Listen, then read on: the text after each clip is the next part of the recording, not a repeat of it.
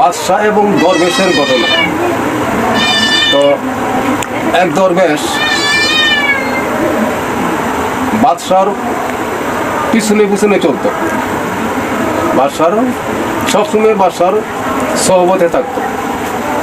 তো অনেকদিন পরে যখন বাদশাহ এবং দরবেশ দুজনই ইন্তেকাল করেছেন, তো ওই দেশেরই ওই রাজ্যেরই এক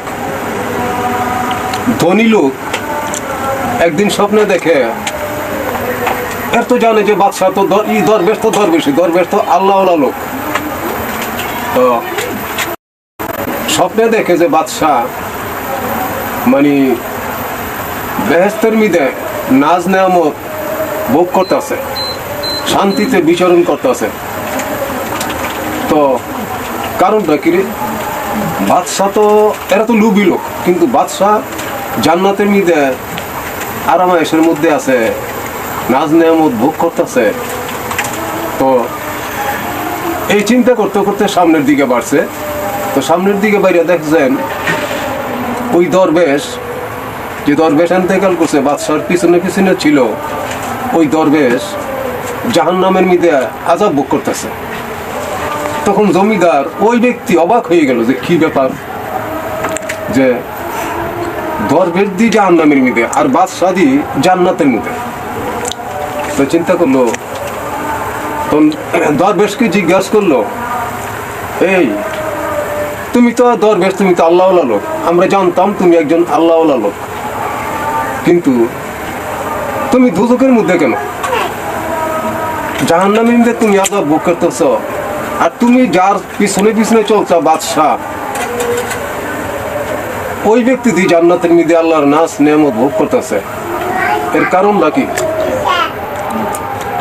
অনতি দূর হইতে এক আওয়াজ আসলো যে এই দরবেশ বাদশার পিছনে পিছনে ঘুরতো এই জন্য যে সে বাদশার চলাচল আচরণ ওঠা বসা দেখা সে কোনোদিন একদিন বাদশাহ হইতে পারে। তার নিয়ত ছিল এইটা, এই জন্য সে বাদশার পিছনে পিছনে ঘুরে। এই জন্য সে, তার নিয়ত ভালো ছিল না, এই জন্য সে জাহান্নামে গেছে। আর ওই যে বাদশাহ, তো বাদশাহ জান্নাতে কেন? তো ওই একই আওয়াজ আসলো, বাদশাহ দরবেশকে সাথে রাখতো এই জন্য যে বাদশার দরবেশের চলাফেরা, কথাবার্তা, ওঠা বসা মানে সোজা কথা, চরিত্র সম্বন্ধে সব কিছু জানিয়া শূন্য সে একদিন দরবেশি পোশাকের দরবেশি বেশ ধরবো, সে দরবেশের লাইনে বাদশাহী ছেড়ে বাড়ি যাইব গা। এই জন্য সে দরবেশকে সাথে সাথে রাখতো।